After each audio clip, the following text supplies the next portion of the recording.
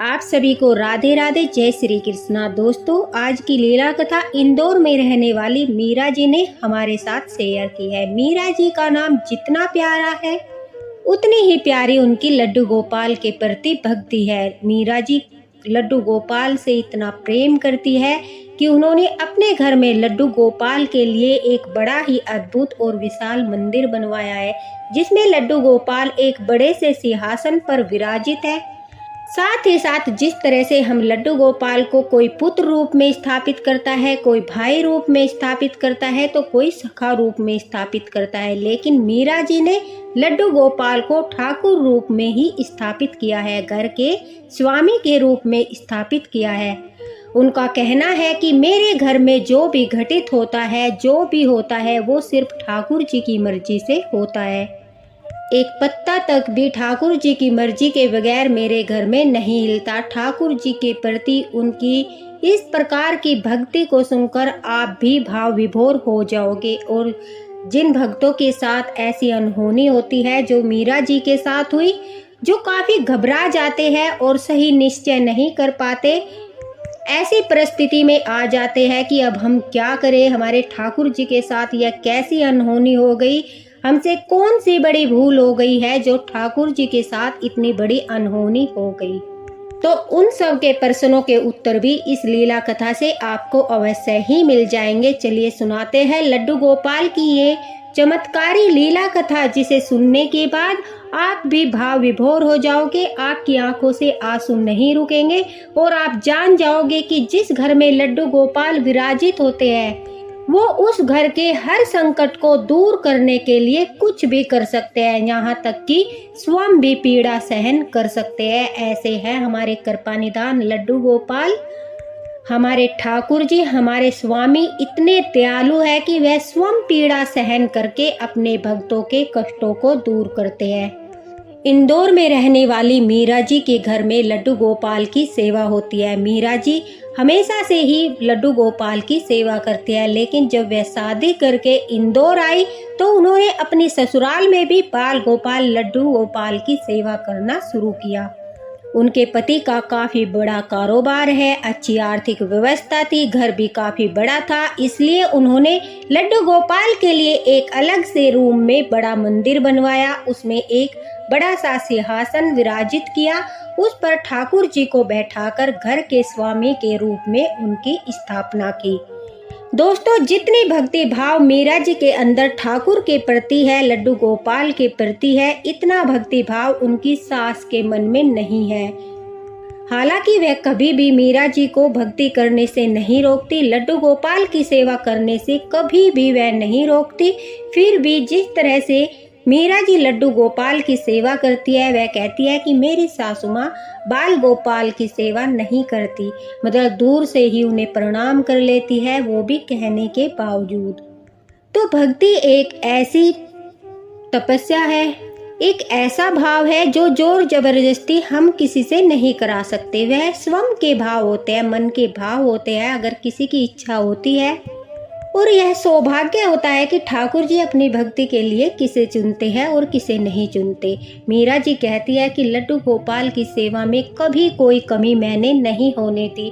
हर एकादशी को बाल गोपाल को अन्न को छोड़कर उनके सभी भोग लगाए जाते हैं, उन्हें स्नान कराया जाता है, पोशाक पहनाई जाती है, रात को विश्राम कराया जाता है। ठाकुर जी की सुख सुविधा के लिए जिस प्रकार से घर के हर एक सदस्य के रूम में एसी की व्यवस्था है, उसी प्रकार से ठाकुर जी के रूम में भी एसी लगाया गया है। साथ ही में उनके मनोरंजन के लिए झूले की व्यवस्था है, उनके विश्राम के लिए बेड की व्यवस्था है। मतलब लड्डू गोपाल की सेवा से जुड़ी सारी व्यवस्थाएं मीरा जी ने बड़े प्रेम के साथ कर रखी है। अब मीरा जी कहती है कि उनका मन भक्ति भाव में बहुत अधिक लगता है, लड्डू गोपाल के साथ उनका मन बड़ा ही लगता है। उनका एक बेटा है और एक उनकी 8 साल की बेटी है। उनका बेटा जो है वो बड़ा है। ठाकुर जी की कृपा से घर में किसी प्रकार की कोई कमी नहीं है, लेकिन कहते हैं कि भक्त की परीक्षा का जब समय आता है तो संकट चारों ओर से उसे घेर लेता है। और उस स्थिति में ठाकुर जी यह देखते हैं कि उनके भक्त का विश्वास उनके ऊपर से डगमगाता है, या फिर उनके भक्त का जो विश्वास है वो उनके ऊपर इसी प्रकार से अटूट रहता है जैसे मतलब अच्छे समय में था।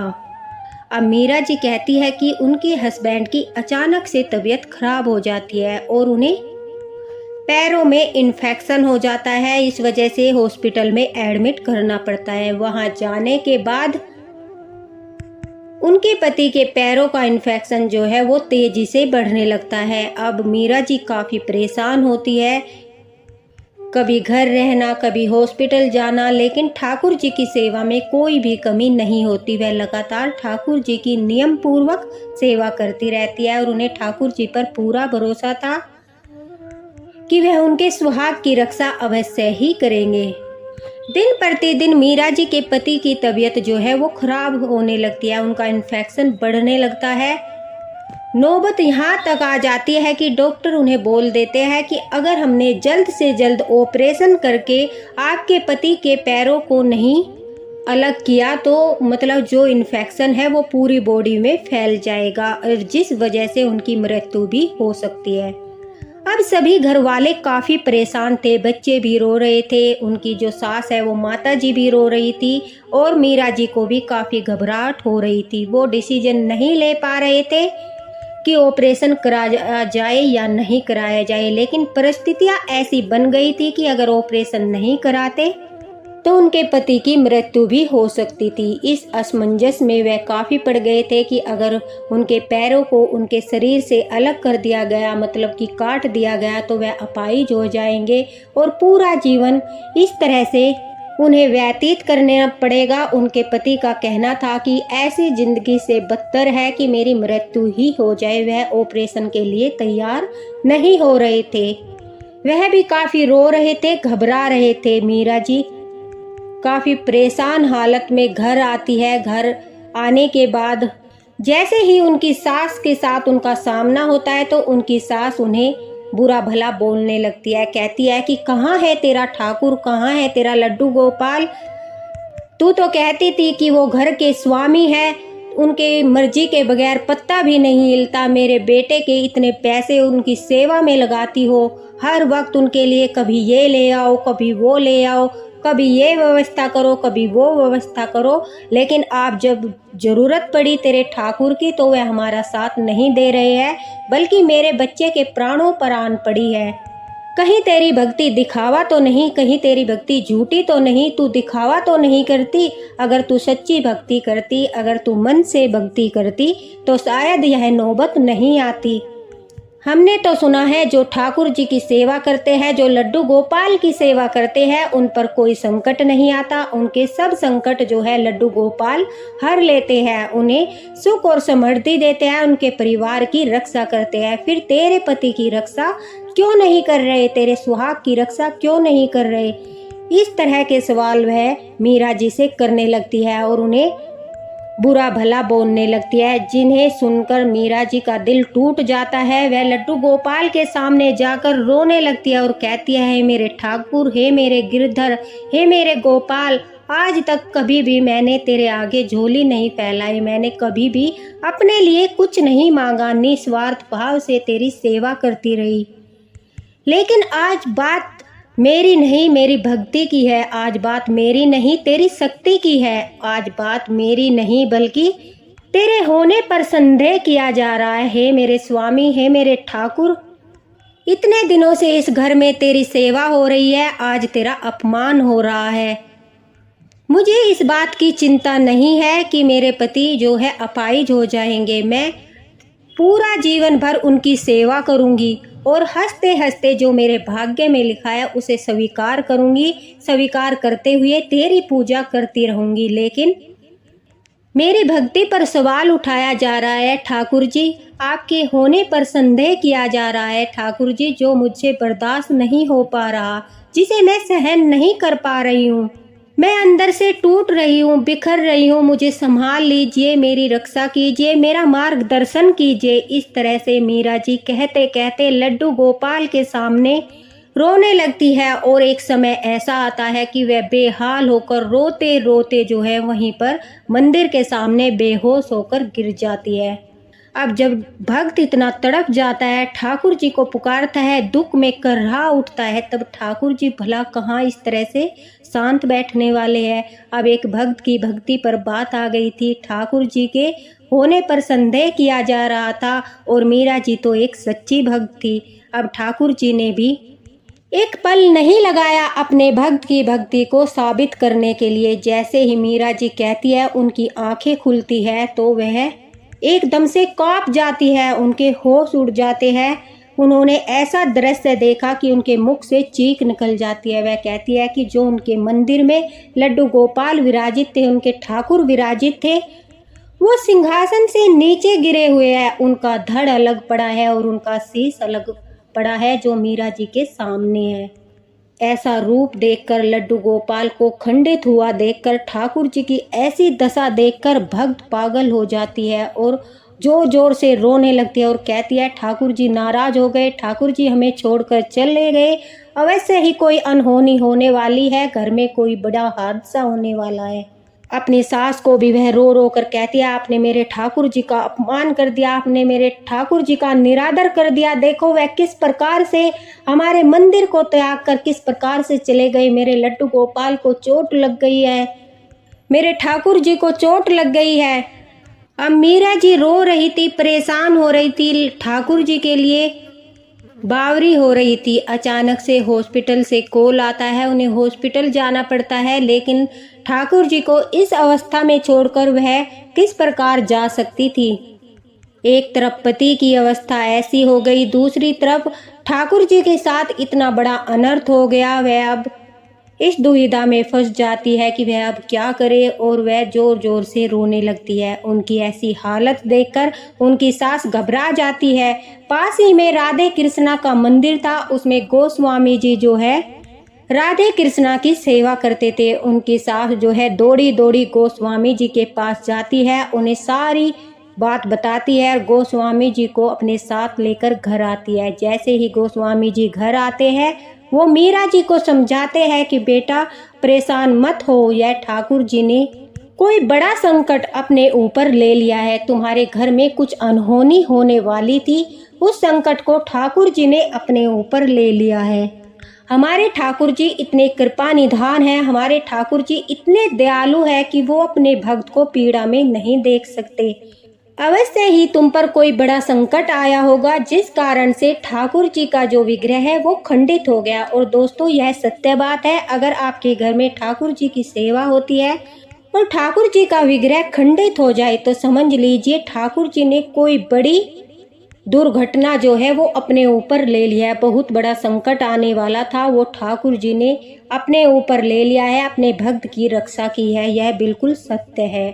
अब मीरा जी को गोस्वामी जी समझाते हैं कि ठाकुर जी का विग्रह ठीक हो जाएगा, तुम धैर्य मत खो, वह कृपा निधान है। उन्होंने सिर्फ चेतावनी दी है कि कोई बड़ा संकट आने वाला था, उस संकट को उन्होंने अपने ऊपर ले लिया है।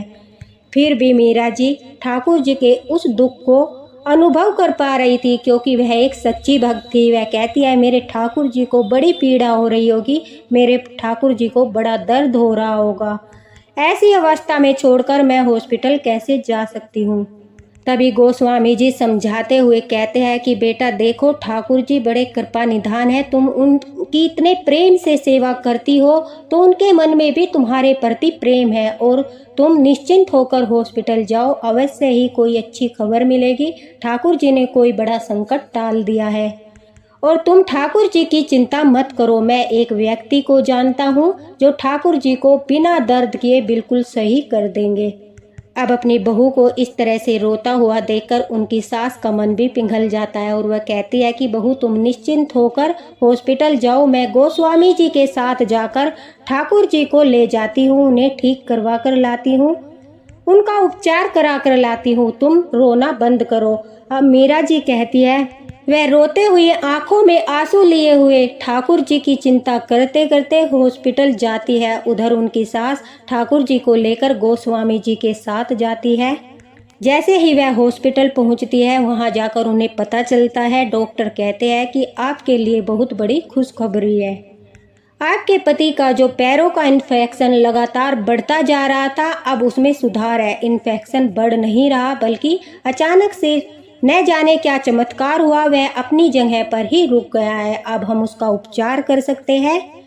उपचार करने के बाद अगर हमें सही लगेगा तभी हम उनका ऑपरेशन करेंगे, वरना हो सकता है कि उनके पैरों को कोई भी नुकसान न पहुंचाया जाए और इसी तरह से वह ठीक हो जाए। अब मीरा जी और अधिक रोने लगती है। उन्हें विश्वास हो जाता है कि उनके पति का जो संकट था वो सब ठाकुर जी ने अपने ऊपर ले लिया है।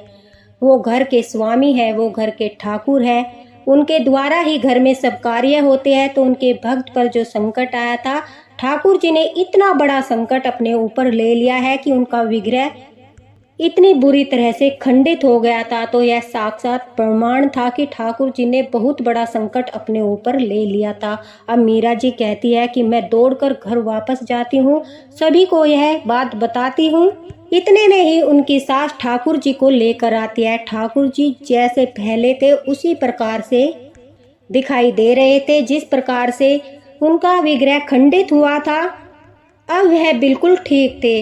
उन्होंने ठाकुर जी को अपने गले से लगाया, उनके सिंहासन पर विराजित किया, स्नान कराया, पोशाक पहनाई, उनकी विधि पूर्वक पूजा की और उनकी सासू माँ ने भी ठाकुर जी से माफ़ी मांगी, उनके चरणों में प्रणाम किया और कहा कि मुझसे बहुत बड़ी गलती हो गई, मैंने आपके अस्तित्व को नकार दिया, मैंने आपके बारे में बुरा भला कहा, मुझ जैसी अभागन ही होगी जो आपको नहीं जान पाई। मेरा बड़ा दुर्भाग्य है कि आप मेरे घर में स्थापित हो, फिर भी मैं आपको नहीं पहचान पाई, आपके भक्त की भक्ति को नहीं जान पाई, मुझे माफ़ कर दीजिए।